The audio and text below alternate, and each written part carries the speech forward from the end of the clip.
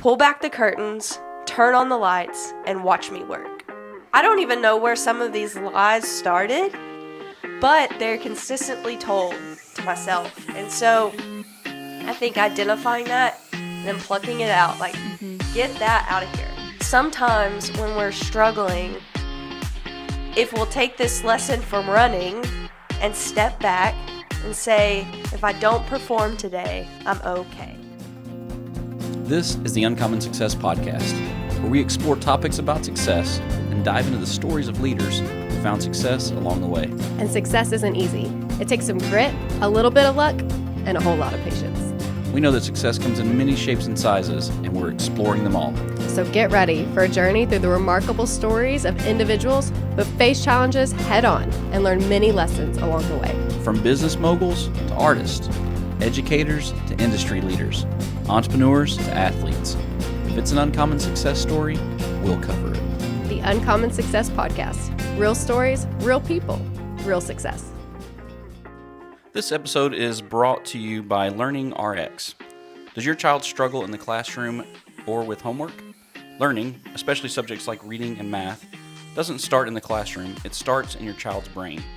If your son or daughter is having trouble learning, then their cognitive skills may need strengthening, and Learning RX is there to help. Research shows that long-term learning issues can impact students for life. So the value of strong learning skills is priceless. Your child's time is the one asset you cannot return.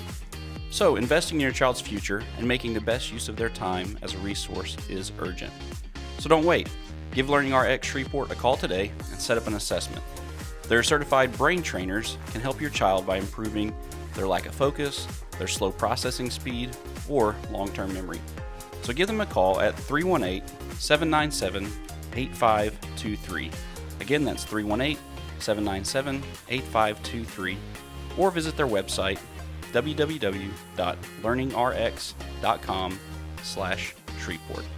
Check them out and get started with Learning RX Shreveport today. Welcome to episode 11 of the Uncommon Success Podcast. Yes, hello and welcome to our community. Glad that you're tuning in today. I'm your host, Andy Coats, and I'm joined again by my lovely wife, Cristi Coats. So welcome back to hosting. Yes, thank you. I'm glad to be here. I know you were so excited to have Brinley back, but then you thought, oh, wow, my wife was so good, and it was so great to have her on the podcast, so you brought me back. So yeah, here I am.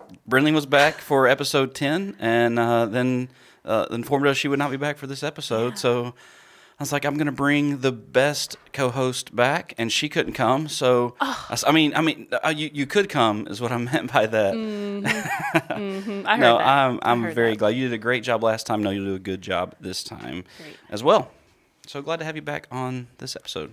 Yes, well, I'm excited to be here. So I'm going to introduce our very special guest, Ro Movant. Welcome to the podcast. Yeah, we're glad to have you, Ro. Excited that you're joining us today. And it's going to be a great episode. So, Cristi, why don't you tell us a little bit more about our guest today? Yes, I'd love to. So today we are joined by Ro Movant, a passionate fundraiser and development professional, graduating with honors from East Texas Baptist University. Ro's journey led her to become the development director at a small nonprofit in Shreveport, Louisiana, where her love for fundraising ignited. Since joining the American Cancer Society in 2020, Ro has embraced innovative approaches to fundraising, especially during the pandemic. Outside of work, Ro and her husband Landon reside in Shreveport with their beloved dogs, Sugar and Tank, and during the weekends, Ro balances her love for running with quality time shared over good food with friends and family. So we're excited to hear as Ro shares her insights from her inspiring journey of uncommon success. Yeah, glad to have you. 2 pups, huh? What kind of dogs do you have? They're both rescues. So Okay. Sugar is like a Basenji Border Collie mix. So she's orange with pointy ears and about 45 pounds. So, Okay. And then Tank is a cattle dog Border Collie mix, and he is a big dog. He's like 65 pounds. And Oh, wow. they're both nuts, and they're about the same age. So the older they get, they're not aging because they still just play with one another. It's the greatest thing. So I love it. They're the best. Awesome. That's awesome. That's awesome. Well, we're really excited to hear more about your story, your dogs, your family, your career. So why don't you go ahead and give us a breakdown? Sure, yeah. So I'm from Northeast Texas, a little town called Pittsburgh, Texas. And I grew up in a big family. I'm the oldest of 4 kids. My parents are divorced, so I have 1 full sibling and then 2 half siblings. We share a mom. And really, I would not consider them anything else other than my siblings. They are my best friends at this point, though we did fight quite a bit growing up. Yeah. Something changed. Like, as soon as I moved out for college, it was like, oh my God, they're my best friends. Like, I love them. Yeah. So my sister below me has a 1.5-year-old, so I've got a nephew, and we really do love spending time together. I think that, as we've grown up, we've had quite a few trials and tribulations in our lives, but I think that one thing that brings us together as a family is just our love for one another and our love for being around one another. So that's kind of my family side of things. I wanted to stay close to home for college, and so popped right over about an hour away from home to Marshall, Texas for school, and loved my experience at ETBU and met some of my closest friends there, and I was really involved with like the BSM and just in leadership on campus and different things like that. And so I think that really sparked a desire to get involved with nonprofits and thought that might be a career path of my choice. I met my dear husband of actually 8 years. I know that the recording kind of messes us up a little bit here when we're doing this, but our anniversary is on Tuesday, March 12th. Okay. He is just a big part of my motivation, actually. I know we're going to talk a little bit about that today. He drives me to be better every single day. We've been together for 8 years. We've been married for 8 years and together 10, closer to the end of this year. And so he's my biggest motivator, my biggest cheerleader, all of the things. We just are really great at being on each other's team. Mm-hmm. And I think that plays a big part in, our happiness and things like that. And so I started right out of college with a small nonprofit here in town, Care Pregnancy Center, and I was able to, a lot of my career pathing came from the opportunity that I was given there by Vicki Brumley, who was the director there. She believed in me and put me in a position to raise some money for them, and it just slingshotted my career into what I do now, and I think it birthed a passion in me to do that. So, like Cristi said in my bio, I'm a runner, and I spend a lot of time on the weekend pounding the pavement in Shreveport, Louisiana to just be better and be a better runner. And, Landon and I like to travel and do all the things. So we have a good time doing it. That's awesome. Yeah, thanks for sharing a little bit of your background. We are going to, here in a moment, jump into a little bit more about kind of finding out how that all your story plays out into our topic for discussion today. So thank you for sharing that. Yes, thank you so much for sharing your story. So now we're going to jump into some questions. This is episode 11, and the topic is finding motivation. So we're going to talk a little bit about motivation. So I'm really excited to hear your insight and what you have to say and have some great discussion. Yeah, I love this topic and can't wait to get into this conversation a little bit here. So Cristi, why don't you go ahead and kick us off with our first question over to Ro. All right, so we're going to start by discussing why motivation matters. So if you can tell us why it's so important. Yeah, I think that motivation is the fuel that drives us. So there's a viral video, I don't know if you guys have seen it, that this guy's like, well, what's wrong with it? And he says, it ain't got no gas in it. And I think that that's what motivation is, right? It's the gas that powers whatever we're doing to get up and go. And so, there are days where we're tired and when we are maybe unmotivated to get out of bed in the morning or to do basic things, whatever it might be. And the motivation is what fuels us to do those things, to get up, to get ready, to, put on our shoes and get out the door, whatever that might be. I think motivation is the fuel that drives us to do the things. I love that. So we all have that potential to accomplish a lot of things, and that motivation is the fuel. I like that. That's good. So maybe just, I think it's a good definition even for us today as we're going to jump into this topic of motivation, finding motivation. Maybe tell us a little bit just from your perspective here. We'd love to hear your insight on this. What are some common misconceptions that you think people have when it comes to finding motivation? What are your thoughts? Yeah, I think the misconception is that it has to be perfect, Yeah. and I shared a little bit about my story, and I tried to keep it pretty high level, but I wouldn't say that my life's been anywhere near perfect, and I wouldn't say that it's perfect right now or that I have it all figured out in this moment. I love what I do in the moment. I love my job. I love my life. I love my family. However, I think that people can get tripped up on the fact of well, it's not perfect, or maybe this isn't what I was destined to do, or whatever. And I think there's a big confusion between destiny and purpose and passion and motivation. Yeah. And I think motivation can be pulled out of that kind of mix because it's really the fuel. It's what drives us to maybe reach the passions that we're trying to get to, or the goals that we're trying to set, or whatever the case might be. But I think that that's the misconception about it, and maybe something that really trips people up is that, well, it's not perfect and it's messy sometimes, and motivation drives you to do things that maybe you don't want to do, but it's worth it in the end because of the goals that are reached, or the passion that is fulfilled, or the purpose that is fulfilled, or whatever you want to call it. But I think that has a big thing to do with just this idea of perfection, whatever that means in our society. It can mean a lot of different things for a lot of different people. Yeah, so essentially our standard that we put on ourselves extinguishes that motivation fire. And squashes it. And people, a lot of times, they won't even move because if it's not perfect, then they lack the motivation to strive for something, to do it. So they never fulfill their passions, desires, and dreams because they're expecting that perfection. And if we're waiting on something to be perfect, then, man, none of us will ever move. Right. So that's good. Exactly. That's good. Right. That's great. So now, can you share some personal experience, maybe an anecdote or something that illustrates the power of motivation in your own life? Sure. I loved this question because I think I thought about so many things. I thought about the drive of my mom to just make our lives good, through the rough and the tough and all of the things, and I think about my dad that just worked so hard to make a life for his family. And I think about all these things, and I've just got story after story after story. But one of my favorites comes from my uncle, actually. So on my dad's side, I have one aunt.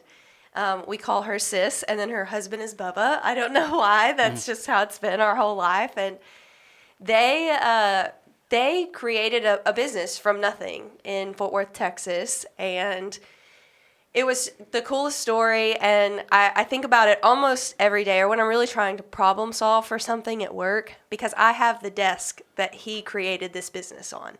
Wow. So it's an old cargo desk from the 70s, and it is in my office now. It's massively heavy, and so it's not going anywhere anytime soon. But he tells a story, and it goes kind of whenever the business started as a home security system business, and what happened is, and as burglaries occurred in the little community that they were living in, Fort Worth, Texas, it was a time where home security was becoming kind of a big deal. A lot of the systems that were popular in the late 80s, early 90s were coming to the market, and nobody in Fort Worth was doing it. And so what he would do, and he tells the stories, he would sit at the cargo desk that I sit at every single day, and he would look in the newspaper and at the police logs at whose house had been broken into the week before. And then him and a buddy of his would go knock on their door and say, hey, sounds like you guys had a little bit of a problem last week. Let me tell you about what I sell. Wow. And it just evolved into this mini empire, and they've built an incredible life around it. And now it's a little different. Obviously home security also means home automation and different things like that. Now my cousin and her husband are running it. But I think about his motivation because they had my cousin Shell, and he wanted to make a better life than the one he grew up in. And I think that that's what we all kind of want a little bit, is to do better than what we were given. Even if we're given great things, I think that it's just maybe human nature a little bit to want to be better. Yeah. At least I find that in myself. I don't know if that's for everybody. Yeah. But, I think about his motivation pretty regularly, because it was from nothing to something. And it changed the trajectory of their lives and really our family's life. And they had the motivation to get to where they wanted to get. And I think that's the thing that we were just talking about around the perfection. Like, it wasn't easy. And you could ask my aunt, the way that she had to be there to support him, and the way that she helped drive that business too. Like, the motivation on her end too is just unreal. And now they're reaping the benefit of this, Right.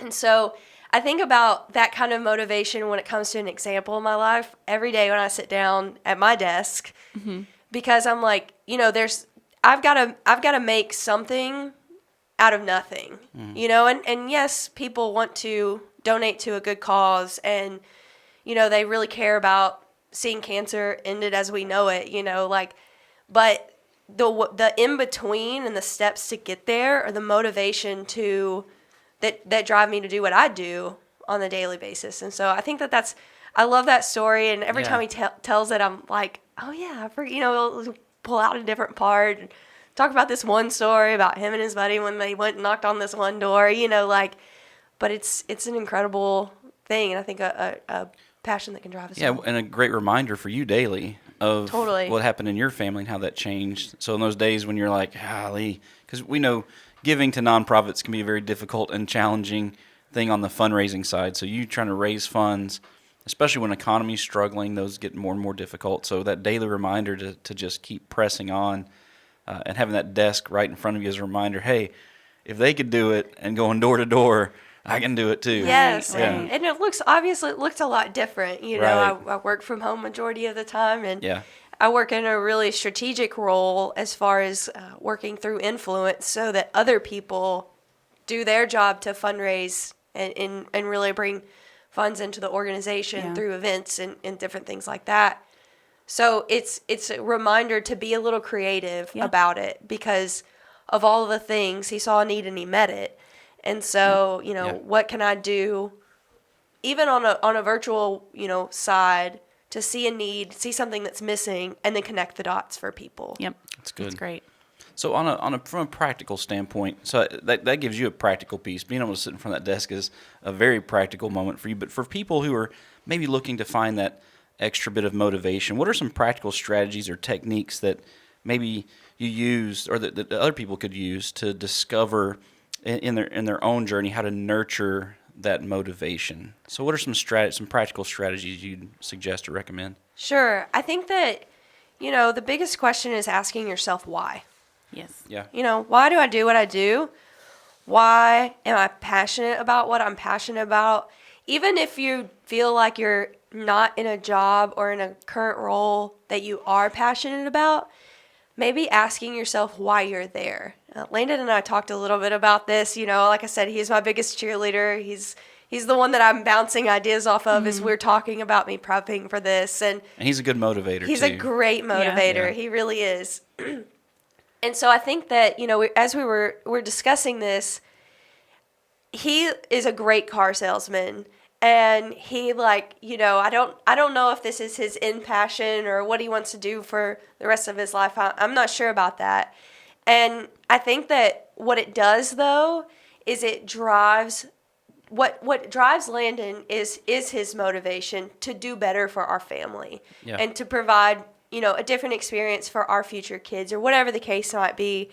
And so I think that what's important is, regardless of the season that you're in, regardless of the job that you're in, regardless of anything like that, is to ask yourself, why now? Yeah. And maybe you're doing something, and not that this is Landon, because like I said, he's an incredible car salesman, and I really do believe that he loves what he does.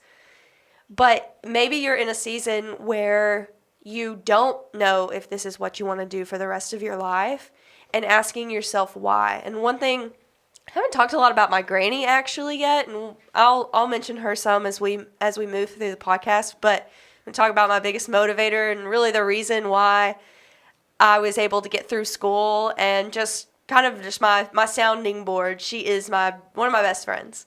It probably is my best friend. Mm-hmm. But she says, every time I get a new role or new job, she says, whatever you're doing now is going to prepare you for what's next. Yeah. And whether it is cleaning toilets or fundraising or selling cars, whatever you're doing now is going to prepare you for what's next. And so I think that, like we talked about perfection, the motivation in the moment to really say these are the steps that we take, start with that why, because it may not be exactly what you don't want to do right now, but it could be preparing you for the future. So understanding the why is one. And then on a very practical side is going to be planning and time blocking. So I am a huge time blocker. Like, I almost have my entire day planned out. And does it always go that way? Absolutely not. But I really believe in planning to make success happen. And as a runner that runs quite a few miles every week, like that takes a lot of time. Yeah. And I'm a busy person and I've got family out of town and, it takes commitment, it takes planning. And so I think that motivation takes understanding your why, but also being really purposeful about planning out your motivation and planning to take steps to reach goals or make something happen to also motivate you. Yeah, that's so good. It helps to kind of step back and look at the big picture of it all. So it gives you that perspective that maybe I'm in something right now that, maybe it's not my dream. Maybe it's not what I'm going to do forever, like you were saying, but it's a step to the next thing. I'd like to hear your thoughts on what if what I'm in is tough for whatever reason? Maybe it's I'm just struggling in a number of different ways. Maybe it's I'm hitting a wall. Maybe it's just different adversities. Yeah. How do you find motivation in that? Sure. That's a really great question. And I think it goes back to the planning part of it and really taking a step back. And so, I'm going to make a antidote about running here. Yeah. I do a lot of guided runs, and there's actually a podcaster that says this is about running, but this is also not about running. And I love that because I think that a lot of things can be, translated. Right. So the thing about running, and one of the misconceptions about this is that people think that you're like, well, one, they think you're crazy. Mm-hmm. But two, they think that you're like invincible. Yeah. Like, oh, Ro could totally drop this and go run 20 miles right now. Absolutely no, I could not. Right. And because I ran yesterday and I ran 7 miles yesterday, but I had a hard workout week too. So like I can't drop everything right now and go run 20 miles regardless of what anybody thinks. And why that is because I haven't given my body the time to rest and to recover from the week that I put it through. Mm-hmm. And so I think that sometimes when we're struggling, if we'll take this lesson from running and step back and say, if I don't perform today, I'm okay. Yeah. And I think that being someone that is driven and quite competitive myself, that's really hard to do. And sometimes I think, well, if I'm struggling, if I'm, in a season of life that's really difficult, if I can just keep working and working and working and working, like maybe eventually I'll work myself out of it. Mm-hmm. Or even personally, like if I'm in some sort of mental rut, if I can just read a book and read a book and read a book or read this, listen to this podcast, maybe I will work myself out of it. But sometimes in order to find like the motivation that is going to drive you to what's next or whatever passion or whatever goal you want to reach is just taking a step back and resting and letting your body recover. And tough. Yeah. It can be really tough to do that. And so I think that finding motivation through adversity is taking a step back, giving yourself time to to look at things from the, grass tops rather than grassroots kind of situation is going to do nothing but give you the opportunity to persist. And maybe even asking friends too. Like, sometimes I think that, one, community is vitally important, right? To us reaching goals, to performing well in work, to performing well in running, or whatever the case might be.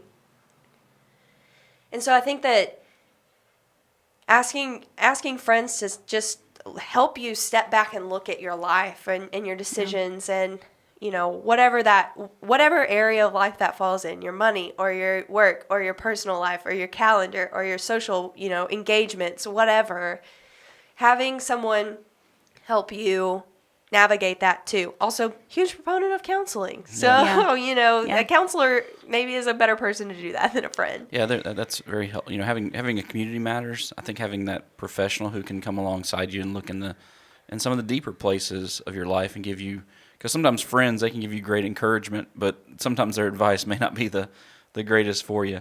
You mentioned there that a big part of that, having that community around you to help with accomplishing the goals you set. Let's talk a little bit about goal setting some here. Why do you think, a couple of things here, why do you think they're important, having those goals? And then how do you go about setting your goals?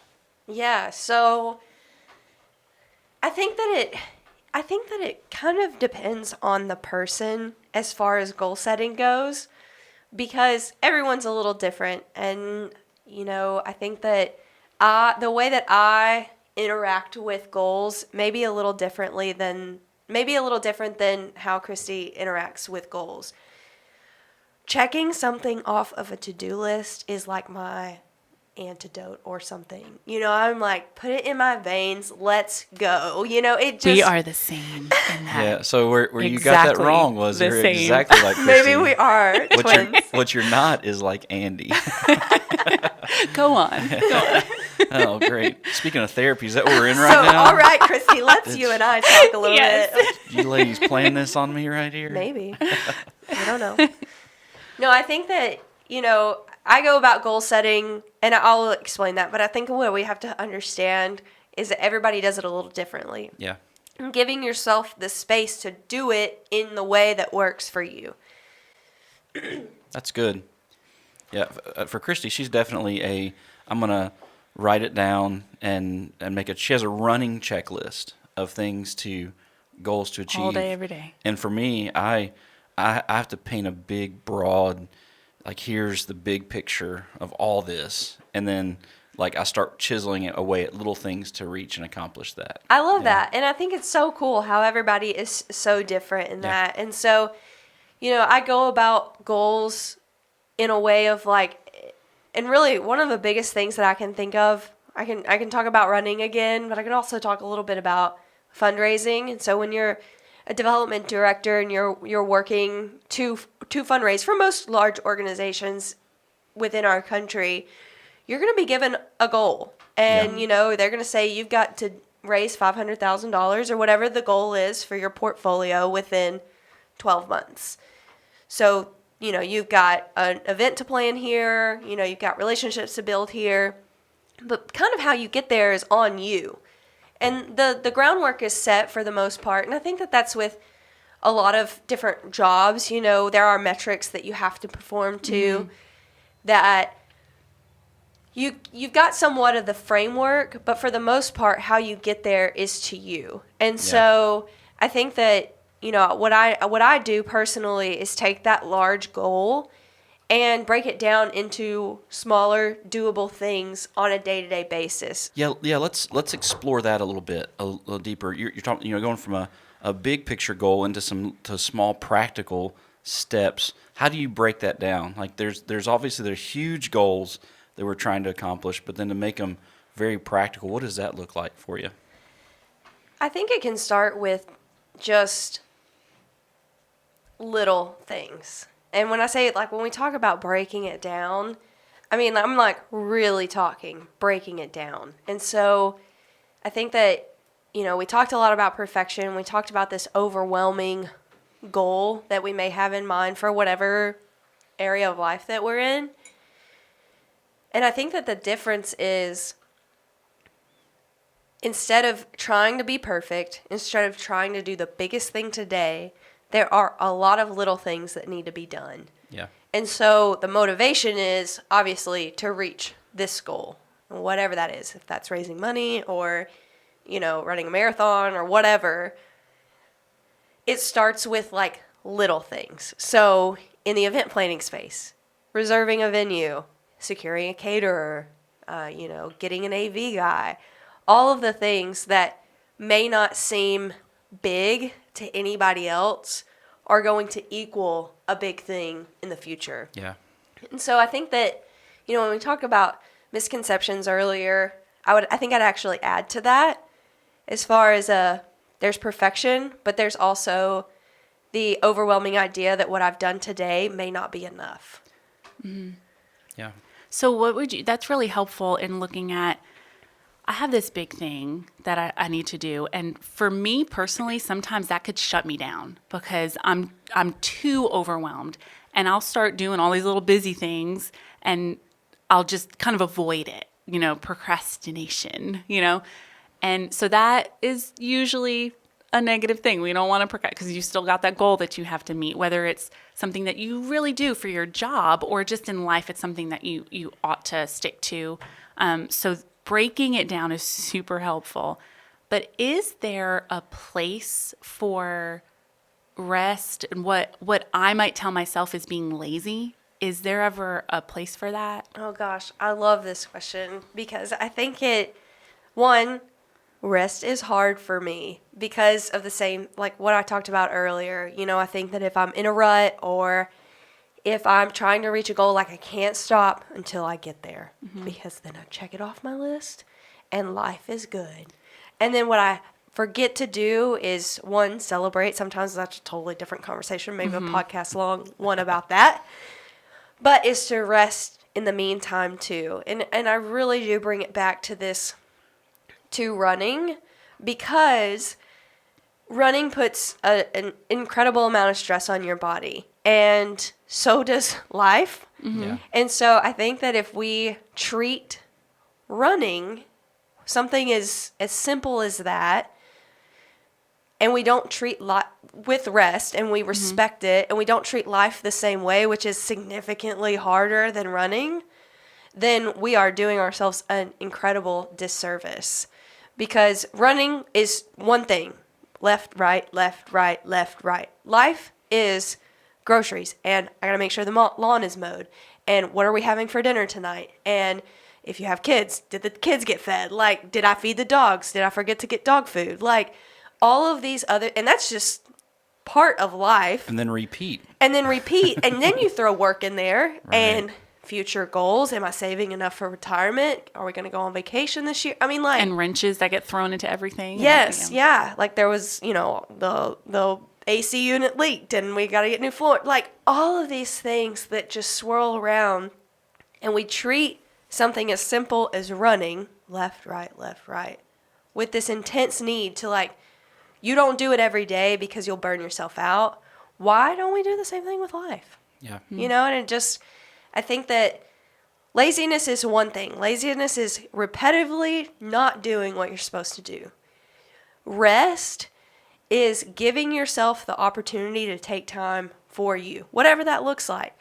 And I've learned that it changes over time. And I think that being, patient with yourself when it does change. Used to, a couple of years ago, honestly, and you may think I sound crazy for this, mowing my yard was like the most restful thing that I could do. It was just therapy to me. I mean, like, you go and it was just easy. Now, because of the way that life is, things have changed a little bit. And honestly, laying on the couch and watching about 3 or 4 episodes of The Office is like the most restful, relaxing thing to me. Yeah. Do I still mow my yard? Do I still enjoy it? Do I love to work in my flower bed? Yes, all of those things. But I know that the stress that I put on my body through running, and just the stress of life, and taking care of our house and doing all the things, sometimes I just need to sit for a little bit. And I think that takes planning. And I'm not speaking from a place as someone with kids, so I know that kids change this dynamic a lot too. But as you're thinking about time blocking and planning out your day, like what do your Sunday afternoons look like? They may be at a ball field, or at a track somewhere or something like that. And so your rest may come when the kids are asleep. Your rest may come when your spouse is asleep. Whatever the case might be, you've got to find time for it, though. Yeah. That's Yeah, good. and planning for it is such a big help that, my brother and I have done quite a bit of running over the years as well, and knowing that you got to plan out intentional rest before big outputs, or else your output on that day will be painful. Cristi and I do a lot of mountain climbing, and it's the same thing. You got to have a lot of rest heading into the big output. And in life, we're not as fortunate to know when the big outputs are going to hit. Great point. We know it when we're planning for it for like events and stuff. So if we don't build in that rest in just life in general, then a big output happens in life, and man, Yep. you're in some trouble Yep. because you stacked up a lot of those running days of life back to Yeah. back to back, and then you have a big output day you weren't ready for. So Yeah, that's such a great point. And I think that the practice of rest, whatever that looks like I said, it is so different for everybody. You might have 30 minutes to dedicate. Like, take it. yeah, Because it, like you said, it's building up your rest tolerance, your rest Yeah. endurance. And if you need to meditate or pray or whatever you do, like, that is the time to do it. yeah. And if you're preparing for rest, an intentional rest doesn't equal laziness, but if we don't prepare for it and then we get into a moment of like, I don't want to do that now, and our motivation can shift, and then our attitude shifts, because really laziness and procrastination are really about an attitude. So Absolutely. you can be resting, and for someone like yourself who runs a lot, I'm sure you're thinking, I could be running right now. I could have gotten another 6 miles in instead of watching these 3 episodes, but you need it. Yeah. And if you don't plan for it, something will take that time Absolutely. away. And I think you don't realize that you need it until you try to perform without it. Yeah. And I think that it's the same thing, in life when you're like, man, I'm just so burnt out over whatever. It's probably because you haven't adequately. There's a lot of things, and I don't want anybody to hear me saying that I know why you're burnt out in your job. Right. But like a big evaluation for me would be, what's my rest look like? Yeah. Yeah. And am I being lazy and procrastinating because of my lack of rest? Therefore, I'm burnt out in some kind of way. Yeah. Yeah, that's good. Now you've discovered over the years some areas where you've found passion, probably a newly acquired ones with running. I know in that same world that people don't understand how you can love running until you've done running and then you love it. So it's a hard thing to understand until you get into it, and that takes time to break. But you definitely found that passion, those passions in life, and there's that relationship between passion and motivation that relationship's very important. That if we're going to achieve and accomplish our passions, we got to know what they are, and then there has to be that helps create the motivation. So let's talk about that relationship a little bit between passion. How does that intersect for you? The Yeah. passion and the motivation. Yeah, I think that it's so true. They are so intertwined with one another. And, I'll talk a little bit about my job and kind of how I got into fundraising here, because I think that it goes hand in hand. Because I think, well, there's a long story that kind of got me into fundraising. But one of the things that I really came across in college was, there are people that make a lot of money and that care so deeply about whatever cause that they're willing to give that money. And even people that don't have a lot of money, that care about a cause, are willing to give that money. And so someone's pocketbook is very sacred to them and to their family for obvious reasons. We all need to eat, sleep, and, all the things, get from point A to point B. And so I think what sparked this passion for fundraising and development for me was that the organization that I'm serving is right in the priority of people's pocketbook and like Yeah. the way that they may budget for significant things in life, they're also budgeting because they care about a cause. And a lot of times that cause comes from a place of a story, you know, and I work for the American Cancer Society. And so a lot of times we hear of, you know, moms and dads and brothers and sisters and kids and all of these people Yeah. that have been impacted by cancer.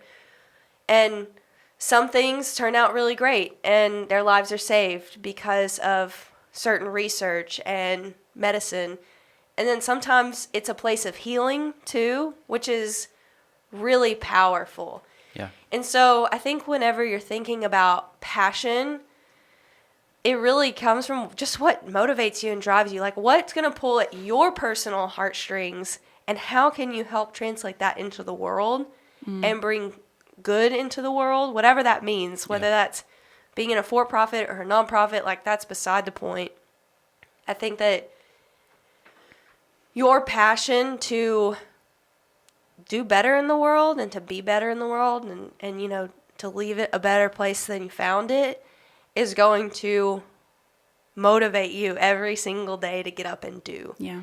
And so I see passion as like this emotion, you know, because if you let me for long enough, I'll talk about the American Cancer Society and all these stories that I heard, and I'll end up crying. Like, it's just, Yeah. it would be what it is. Yeah. And my own family story, like, it tugs, it's emotional. Yeah.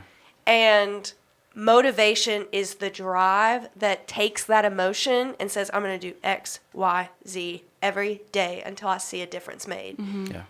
And that's different for everybody. The organization's different, you know, whatever the case might be.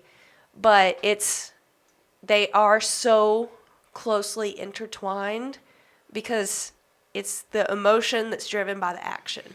Right. Yeah, and I think you're kind of unlocking something, maybe even for a lot of our listeners right now, of a lot of times people, they look for motivation in places and hope that motivation will just get a hold of them, that they stumble into it, or they try to attach maybe their goal to their motivation, and like that the goal will be enough. But even from what you're saying here, really, it's deeper. It's there's the passion inside of us for something that stirs that motivation to reach that goal.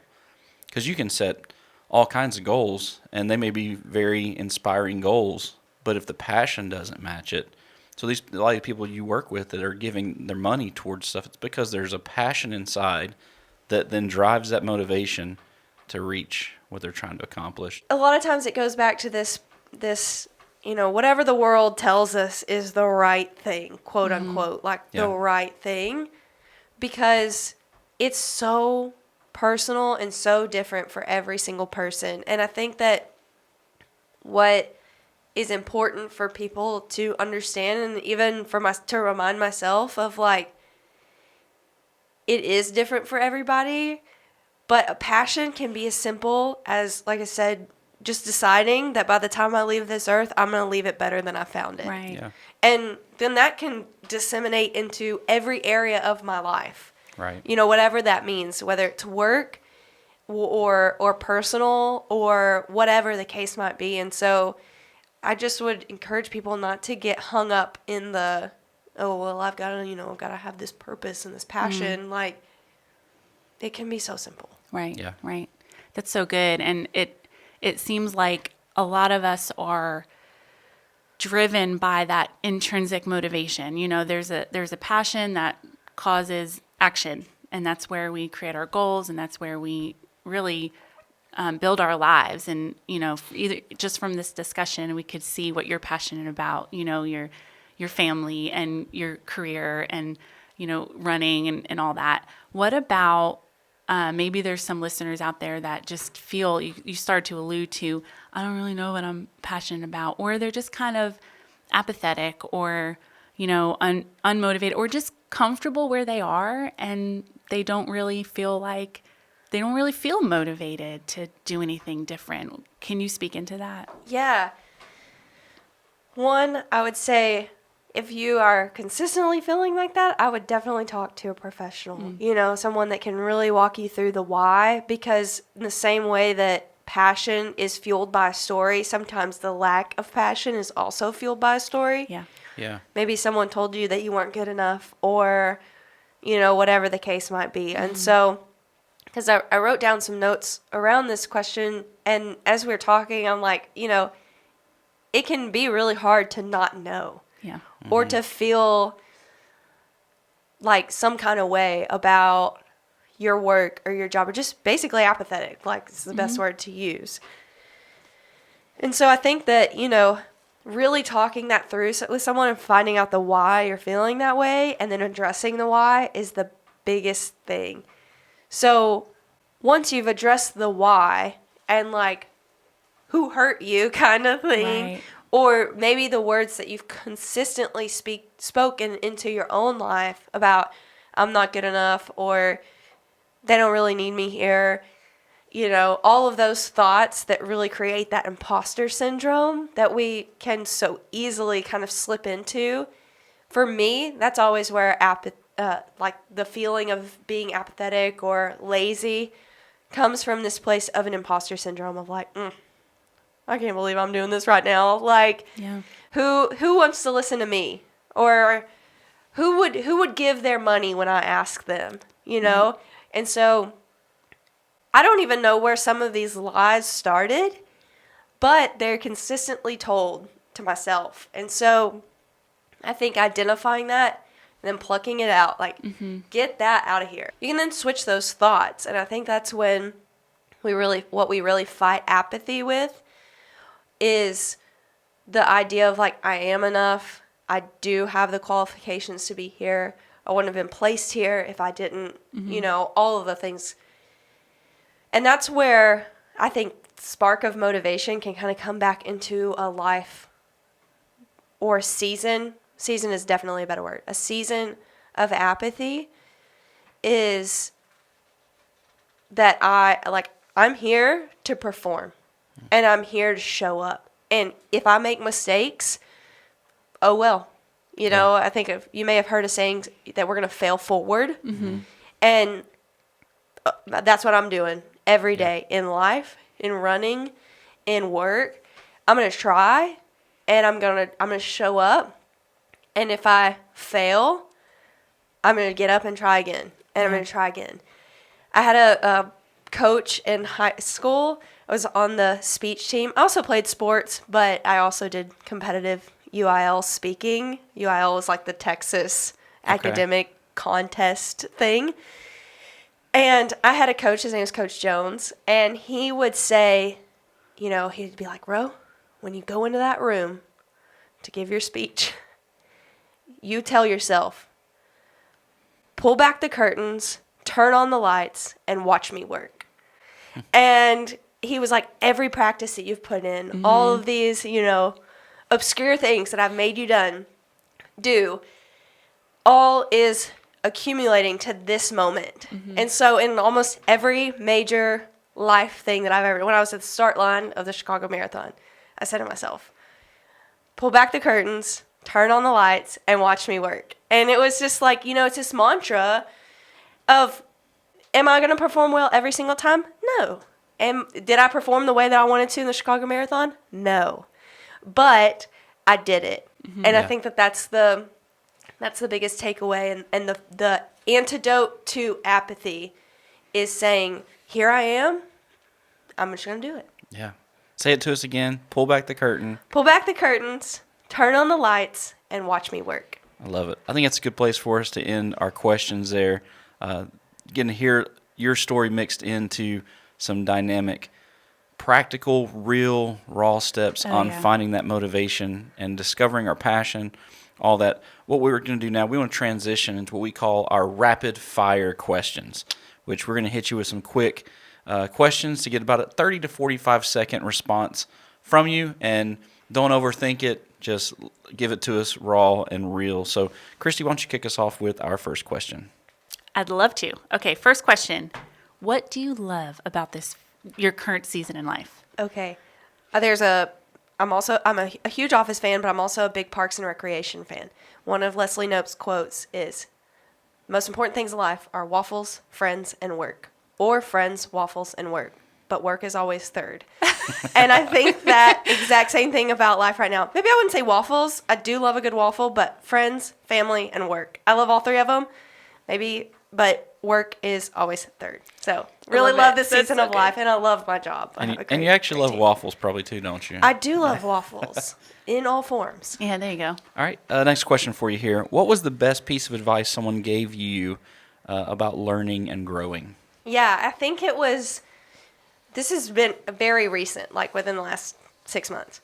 She said, Ro, you're really great at what you do. You're an incredible speaker, but you need to stop speaking so negatively about yourself. And I was like, yes, ma'am. And that was pretty transformative for me. Like I said, really recent. So there are a lot of things in my life, but maybe this is the most recent, so it's the most raw. Yeah. But it was a good one. It's good. Okay, you had a lot of influence in your life. Who was your greatest influence?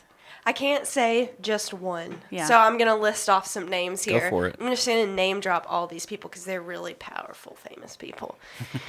So I think that, I have so many. I have incredible coaches. I mentioned Coach Jones. I had some incredible softball coaches in the day, Coach Locklear and, Vicki Brumley. I mentioned her at the beginning of the podcast. She's the one that jump-started my career in fundraising.